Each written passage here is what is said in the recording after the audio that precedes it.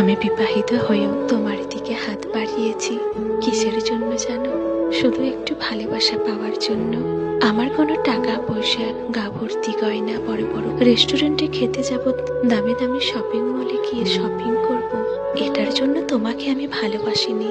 আমি তোমাকে ভালোবেসেছি দিন শেষে একটু তোমার সঙ্গে কথা বলে মানসিক শান্তি খুঁজে নেওয়ার, একটু তোমার ভালোবাসা পেয়ে জীবনটাকে উপভোগ করার জন্য, একটু তোমার মায়া ভালোবাসা কেয়ার করা নিয়ে আমি জীবনটা কাটাবো বলে।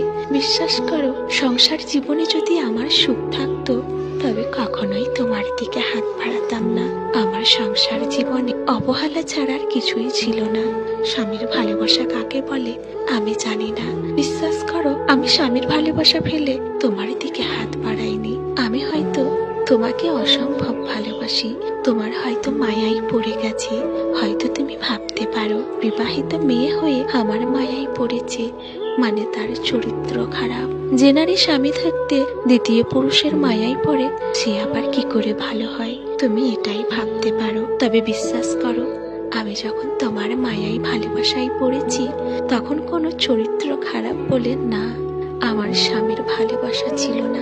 আমার স্বামী আমাকে এতটাই অবহেলা করত যে আমি তার অবহেলাতে ক্লান্ত হয়ে তোমার অল্প ভালোবাসায় আমি গভীর মায়ায় পড়ে গেছি।